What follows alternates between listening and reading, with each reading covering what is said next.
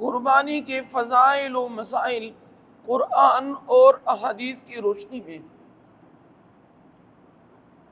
سب سے پہلے جاننا ضروری ہے کہ قربانی کس کس پر واجب اور فرض ہے۔ شریعت نے واضح طور پر لکھا ہے کہ عید الاضحیٰ کی 3 دن 10 ذی الحج 11 اور 12، اگر ان 3 ایام میں بندے کے پاس 7.5 تولہ سونا یا 52.5 تولہ چاندی یا ان کی مالیت کے برابر نقدی ہو، کیش ہو، موجودہ وقت میں تقریباً 5.5 لاکھ، نصاب جو بنتا ہے 5,50,000، جس بندے کے پاس ہو عید الاضحیٰ کی پہلے دوسرے تیسرے دن، بعض لوگ آن لائن کاروبار کرتے ہیں، ظاہری طور پر ان کے پاس کچھ نہیں ہوتا، لیکن اچانک پروفٹ آ گیا عید کے پہلے دن، تو غرض یہ ہے کہ زکوٰۃ کے لیے سال کا گزرنا شرط ہوتا ہے، اور جو صدقہ فطر ہیں وہ اسی وقت حساب کی بات ہے۔ لیکن جو عید الاضحیٰ ہے، عید الاضحیٰ میں 10 ذی الحج 11 ذی الحج اور 12، اگر کسی کے پاس مرد ہو یا عورت، گھروں میں عورتوں کے پاس سونا 1 تولہ سونا ہے، 2 ہے، 3 ہے، اور ساتھ نقدی بھی ہے، کیش بھی، تو پھر ان کو چاندی کی قیمت میں کنورٹ کیا جائے گا، چاندی کی قیمت میں کنورٹ کر کے، تو لہذا ہر صاحب استطاعت مرد ہو یا عورت، خصوصی طور پر جو عورتوں کے پاس زیورات ہیں، اور اکثر عورت جو ہے نا کہتی رہتی ہیں کہ یہ تو استعمال کی زیورات ہیں، تو یاد رکھنا چاہیے ویسی زیورات رکھا ہو یا استعمال کی زیورات ہوں، زیورات کے اوپر یعنی اگر وہ نصاب تک پہنچتی ہیں تو باقاعدہ طور پہ عورتوں کے اوپر جو ہے زکوٰۃ بھی واجب ہوتی ہے اور قربانی بھی واجب ہے۔ اگر مالیت زیادہ ہے تو ان کے اوپر حج بھی فرض ہوتی ہے، گولڈ زیادہ ہے عورتوں کے پاس، تو لہذا قربانی کی جو مسائل ہے اس پہ یہ ہے کہ مرد اور عورت یہ دونوں کے اوپر علیحدہ علیحدہ، اکثر لوگ پوچھتے رہتے ہیں کہ اگر میں ہسبینڈ ہوں، ہسبینڈ ہے خاوند، ان کے پاس بھی جمع پونجی ہے، بینک بیلنس ہے، خاوند کے اوپر جس طرح نماز فرض ہے اسی طرح عورت کے اوپر فرض ہے، خاوند کے اوپر جس طرح قربانی فرض ہے واجب ہوتی ہے اسی طرح عورت کے اوپر فرض ہوتی ہے۔ ہاں، خاوند یہ کر سکتا ہے کہ اپنی بیوی کی مدد کرے، خاوند نے اپنی بیوی کو گفٹ دیا، مثال کے طور پر دمبا ہے، ان کا پیسے دی کہ جی آپ قربانی کا دمبا لیں، گائے میں حصہ لیں، تو یہ ممکن ہے، ہو سکتا ہے، تو جب وہ اپنی ملکیت ملے گی تو وہ قربانی کر سکتی ہے۔ ویسے خاوند کے اوپر لازم نہیں ہے کہ وہ بیوی کی طرف سے بھی وہ قربانی کرے، ہاں اگر خاوند نے احساناً تبرعاً ان کو پیسے دیے تو یہ درست ہے، جائز ہے، اور یہ بہترین عمل ہے۔ سامعین وقار، یہ عید الاضحیٰ کی جو قربانی ہے، ان کی حقیقت کیا ہے؟ صحابہ نے سوال کیا، نبی کریم صلی اللہ علیہ وسلم نے فرمایا کہ یہ قربانی سنت ابیکم ابراہیم، قربانی ابراہیم علیہ السلام کی سنت ہے۔ پھر صحابہ نے عرض کی کہ یا رسول اللہ صلی اللہ علیہ وسلم، قربانی کے اوپر ہمیں کیا ثواب ملتا ہے؟ حضور علیہ السلام نے فرمایا کہ قربانی کے جانور کے ہر بال کے اوپر ایک ایک نیکی قربانی کرنے والے کو عطا کیا جائے گا۔ پھر ان کے بارے میں پوچھا، نبی علیہ السلام نے فرمایا کہ جو دمبے کے اوپر اون ہوتا ہے، اون کے ہر بال کے بدلے میں قربانی کرنے والے کی گناہ معاف کیے جائیں گے اور ایک ایک نیکی ان کے عمل نامے میں درج کی جائے گی۔ اور دوسری حدیث میں نبی علیہ السلام نے فرمایا کہ عید الاضحیٰ کے دن سب سے بہترین رقم، بہترین روپے وہ ہیں جو قربانی کی جانور کی خریداری میں استعمال ہو جائیں۔ یہ سب سے بہترین، افضل ترین عمل ہے۔ اور حضور علیہ السلام نے فرمایا کہ قربانی کے جانور خون گرنے سے پہلے قربانی کرنے والے کی گناہ کو معاف کیے جاتے ہیں، ان کی بخشش کی جاتی ہے۔ تو لہذا آپ لوگوں نے اگر گھروں میں چھوٹے جانور کی قربانی کرنی ہے تو قربانی کی جانوروں کی خدمت ہے۔ پھر قربانی کی جانور ہر قسم کی عیب سے پاک ہونا چاہیے۔ اس میں جو نا بکرا بکری جو دمبا ہے وہ کم از کم 1 سال کا، 1 سال سے اگر 1 دن بھی کم ہو قربانی نہیں ہوگی۔ بھینسیں اور گائیں ان کے لیے 2 سال، جس کو دندہ کہا جاتا ہے۔ اور بعض لوگ جو چوگا ہوتا ہے وہ کہتے ہیں کہ میرا جانور چوگے نہیں، یاد رکھنا چاہیے دندہ یعنی کیروا نہیں ہونا چاہیے، کیروا نہیں ہونا چاہیے۔ جب دندہ ہو تو ان کے 2 سال مکمل ہو چکے، قربانی اس کے اوپر ہو سکتی ہے، جائز ہے۔ جو چوگا ہوتا ہے 4 دانتوں والی، یہ بھی اب بعض لوگ کہتے ہیں کہ نہیں، یاد رکھنا چاہیے عمر، ایک جانور دندہ ہے، 5 دن پہلے آپ نے خریدا، راتوں رات ان کے دانت گر گئے، چونکہ یہ تو عمر ہے، تو لہذا یہ عیب نہیں ہے کہ کوئی جانور چوگا ہو، ان کے 4 دانت ہوں۔ 4 دانت جب ہو تو اور پکا ہو جاتا ہے، تو لہذا اس لیے بیان کیا کہ بعض لوگوں کی ذہن میں ہوتا ہے کہ نہیں چوگا جو ہے وہ نہیں، یہ اللہ تبارک و تعالیٰ کی طرف سے ہوتا ہے، عمر جو ہے اللہ نے ہی بڑھانا ہوتا ہے،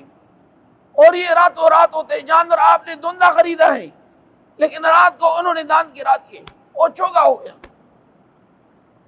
اس کے اوپر قربانی ہو جاتی ہے، درست ہے، جائز ہے۔ سامعین وقار، اونٹ کے لیے 5 سال، گائے اور بھینس ان کے لیے 2 سال، انہیں 2 سال کا ہونا چاہیے۔ 2 سال سے کم ہوگا، اکثر لوگ کہتے ہیں کہ جی وہ عمر پورا ہے، لیکن چونکہ ابہام ڈاؤٹ ہوتا ہے، کوشش کیا کریں کہ جو دندہ ہو ان کی خریداری کی جائے تاکہ یہ ابہام سے بالکل پاک اور صاف ہے۔ اور جو دمبا ہے ان کا عمر بھی شریعت نے کہا ہے کہ 1 سال کا ہونا چاہیے، لیکن حضور علیہ السلام نے فرمایا کہ اگر 6 مہینے کا ہو اور دیکھنے والے کہیں کہ یار یہ تو 2 سال کا ہے، یعنی دمبا اتنا فربا ہو، وزنی ہو، ان کا قد و قامت ہو، جسم ہو، کہ دیکھنے والے کہیں کہ یار یہ تو 2 سال کا لگتا ہے، یہ تو بہت بڑا ہے۔ تو پھر اگر 6 مہینے کا بھی ہو، حضور علیہ السلام نے فرمایا کہ دمبے کا 6 مہینے کا بھی قربانی جو ہے نا وہ درست اور جائز ہے۔ اور کلام مجید فرقان حمید میں اللہ رب العزت فرماتا ہے لَن يَنَالَ اللَّهَ لُحُومُهَا وَلَا دِمَاؤُهَا وَلَكِن يَنَالُهُ التَّقْوَى مِنكُمْ۔ قربانی کے جانور کا ہم خون بہاتے ہیں،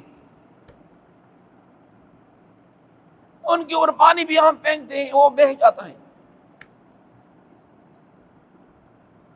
قربانی کا جو گوشت ہے وہ ہم کھا جاتے ہیں۔ شریعت نے بھی کہا ہے کہ بہتر یہ ہے کہ قربانی کے جانور کی 3 حصے کر لیں، ایک اپنے لیے، دوسرا رشتہ داروں کے لیے، تیسرا حصہ جو پڑوسی ہیں۔ ہاں ایک بڑی فیملی ہے، فیملی جو ہے نا بڑی ہے، وہ کہتے ہیں کہ نہیں ہمارے اپنے لوگ زیادہ ہیں، تو بدائع ثنایا نے لکھا ہے کہ اگر بڑی فیملی ہے تو اپنی فیملی پر بھی اگر آپ استعمال کریں، اپنی فیملی کو کھلائیں تو یہ بھی مستحب ہے۔ لیکن بہتر یہ ہے کہ قربانی کی گوشت کو 3 حصوں میں تقسیم کیا جائے۔ نمبر 1 اپنے لیے، نمبر 2 رشتہ داروں کے لیے، نمبر 3 پڑوسی کے لیے۔ اور اللہ رب العزت فرماتا ہے لَن يَنَالَ اللَّهَ لُحُومُهَا، قربانی کے جانور کے گوشت اللہ تبارک و تعالیٰ کو نہیں پہنچتے، وَلَا دِمَاؤُهَا، اور نہ خون، گوشت لوگ کھا جاتے ہیں، غریب غربا میں تقسیم کیا جاتا ہے، خون جو ہے زمین پر گرتا ہے، زمین پر بہایا جاتا ہے۔ اللہ رب العزت فرماتے ہیں کہ مجھے نہ خون پہنچتا ہے نہ گوشت پہنچتا ہے، وَلَكِن يَنَالُهُ التَّقْوَى، جانور کی خریداری میں جو اخلاص ہے، جو نیت ہے، اس میں اصل چیز ہے قبولیت۔ لیکن معاشرے کے لوگوں کا ذہن گوشت کی طرف بن گیا۔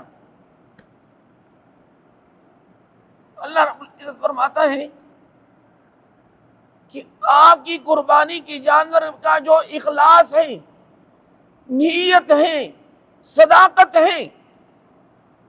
جو تقوی ہے، یہ اللہ تبارک و تعالیٰ کو پہنچتا ہے۔ اور فرمایا کذالک سخرھا، اللہ رب العزت کی مہربانی ہے کہ اللہ نے تمہارے لیے تمام جانوروں کو تابع کیا ہے۔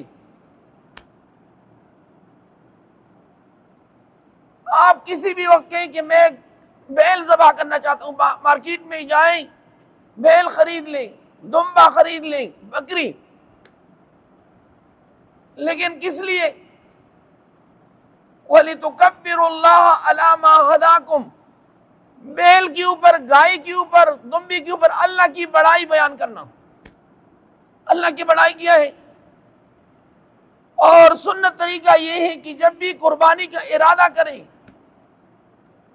تمام فیملی ممبر کو بلائیں، جب گھر میں کرتے ہیں تو دعا کا اہتمام کریں کہ الہی یہ قربانی ہم سے قبول فرما، الہی جس طرح تو نے حضرت ابراہیم علیہ السلام سے قبول کیا تھا، الہی جس طرح تو نے محمد مصطفیٰ صلی اللہ علیہ وسلم سے قبول کیا تھا۔ اور قربانی کا مطلب کیا ہے؟ یہ قربانی قرب سے ہے، یعنی قریب ہونا۔ تو جب ہم، اس لیے حدیث میں آیا ہے، نبی کریم صلی اللہ علیہ وآلہ وسلم نے فرمایا سمینوا ضحایاکم فإنہ مطایاکم علی الصراط، کہ قربانی کی جانور کی خوب دیکھ بھال کرو، ان کو فربا کرو۔ قربانی کے جانور قیامت کے دن پل صراط کے اوپر قربانی کرنے والے کے لیے سواری ہوگی، اور یہ بہت بڑی سعادت کی بات ہے۔ اس میں اللہ تبارک و تعالیٰ کی رضا ہے، اس لیے فرمایا وَلِتُكَبِّرُوا اللَّهَ عَلَى مَا هَدَاكُمْ، قربانی کے وقت بہتر یہ ہے کہ ذبح آپ خود کریں۔ شریعت نے کہا ہے کہ جب آپ ایک جانور ذبح نہیں کر سکتی تو کل کفار کے خلاف جہاد کس طرح کریں گے؟ تو اللہ رب العزت نے فرمایا وَلِتُكَبِّرُوا اللَّهَ عَلَى مَا هَدَاكُمْ، اللہ کی بڑائی بیان کرو، دعا کرو کہ شکر ہے کہ اللہ نے ہمیں محمد مصطفیٰ صلی اللہ علیہ وسلم کی امت میں پیدا کیا ہے، یہ ان کی مہربانی ہے۔ آپ دیکھیں انسان، کافر بھی انسان ہے،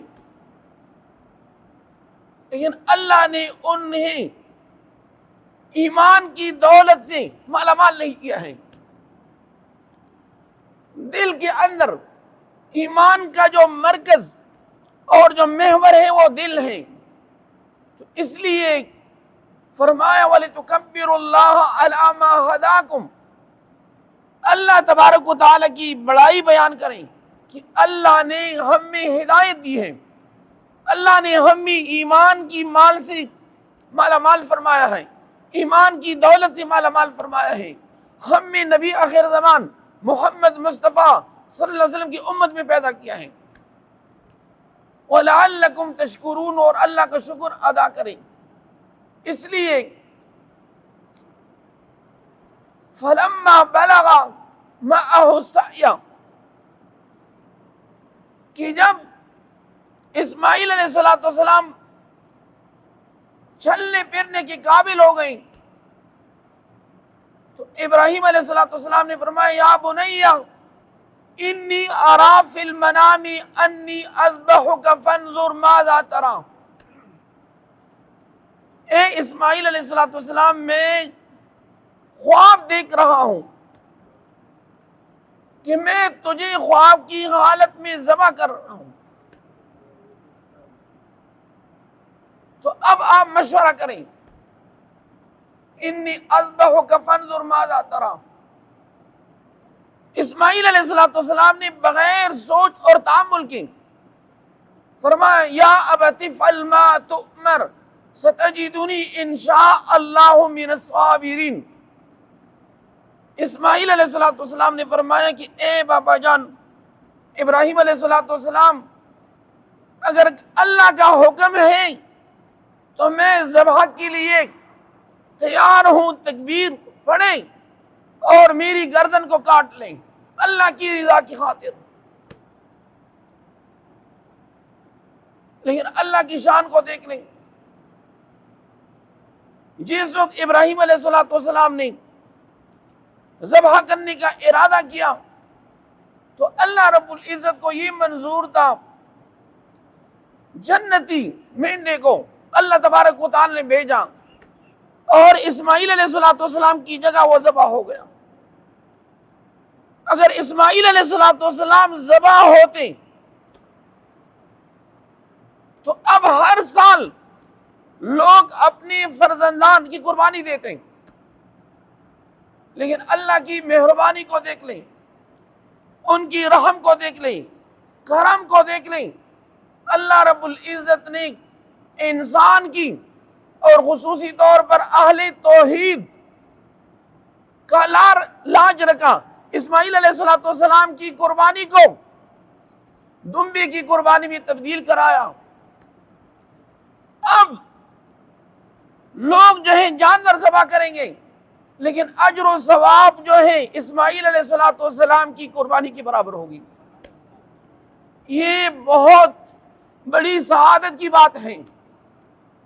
لیکن ہمارے لیے کیا ہے؟ ہمارے لیے یہ ہے